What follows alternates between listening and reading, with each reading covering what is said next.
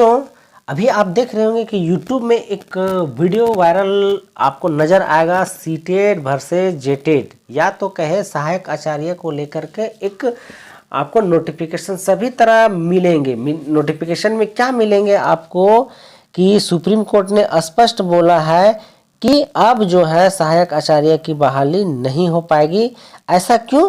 क्योंकि supreme court का ऐसा मानना है, सुप्रीम कोर्ट ऐसा कहती है कि इस तरह के नियम बदले नहीं जा सकते, क्योंकि हम सबको पता है कि सहायक आचार्य में जो है नियम ढेर सारे बदले गए हैं। मैं बात कर रहा हूं सहायक आचार्य में जो बाद में सीटेट वालों को इसमें जोड़ा गया, बाद में वैकेंसीज में डाला गया है, इसको लेकर के तो क्या सबसे पहले हम लोग देख लेते हैं कि क्या आखिर सुप्रीम कोर्ट ने ऐसा क्या आदेश दिया है, तो देख लेते हैं। पहले सबसे पहले दोस्तों चैनल में नया है तो चैनल को सब्सक्राइब कर लीजिएगा, वीडियो को लाइक और दोस्तों तक शेयर कर दीजिए। जैसा कि आप यहाँ देख पा रहे हैं कि क्या सरकारी नौकरी के लिए भर्ती के नियम बीच में बदले जा सकते हैं, सुप्रीम कोर्ट ने दिया यह अहम फैसला। इसी पर एक सुप्रीम कोर्ट ने जो है वो कल यह अहम फैसला दिया। फैसले में क्या आया है या जैसा हम लोग देख लेते हैं और उसके बाद फिर हम लोग मंथन करते हैं, बात को आगे रखते हैं। जैसा कि यहाँ देख पा रहे हैं, नई दिल्ली सुप्रीम कोर्ट ने गुरुवार को एक अहम फैसला सुनाया।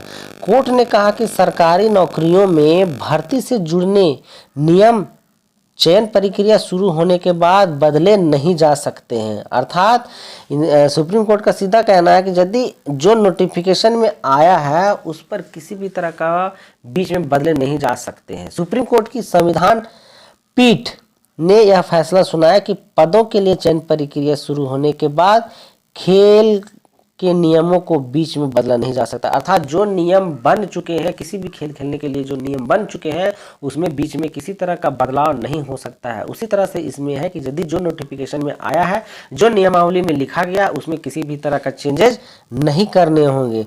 और जब तक ये कब तक नहीं कर सकते, कहता कि जब तक कि संबंधित नियम ऐसा करने की स्पष्ट अनुमति ना दे। अर्थात जो इसमें टीम है या जो कमेटी है वो आपको जब तक स्पष्ट निर्देश नहीं देता कि हाँ इसमें बदलाव की स्थिति बहुत जरूरी है। यह मामला राजस्थान हाईकोर्ट में ट्रांसलेटर के पदों पर भर्ती से जुड़ा था। अर्थात मैं इसमें थोड़ा सा फोकस करना चाहूँगा कि इसमें कुछ हुआ नहीं था, हुआ यही था कि 3 लोगों के भर्ती नहीं हुए थे। क्यों? क्योंकि बीच में जो है से कोर्ट ने उसमें बोल दिया था कि इसमें 75% अंक लाने जरूरी है। फिर उन लोगों ने केस किया कि आखिर ऐसा बीच में क्यों किया गया, इसी पर यह अहम फैसला आया है। अब बात आ गई ये फैसला जो अहम आया है इससे हमें क्या लेना देना।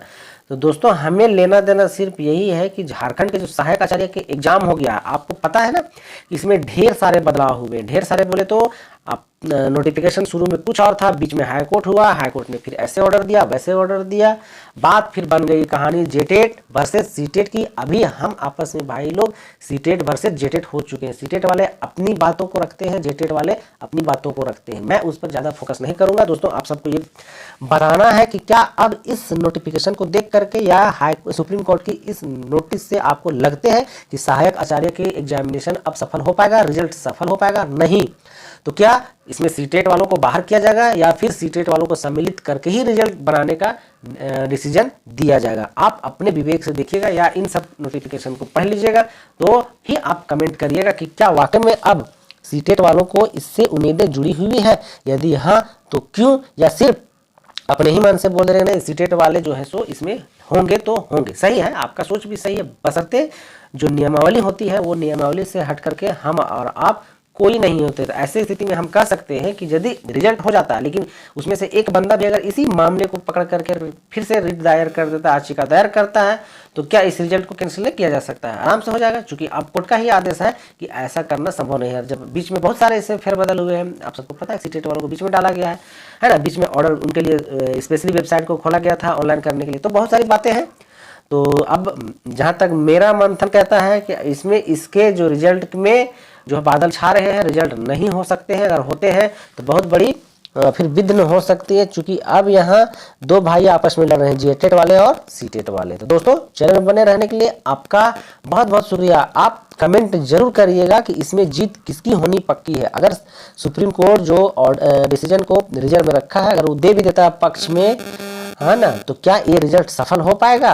अगर हो पाएगा तो किसके पक्ष में होगा, जेटेट के पक्ष में या सीटेट के पक्ष में? दोस्तों चैनल में बने रहने के लिए आपका बहुत बहुत शुक्रिया। थैंक यू, धन्यवाद।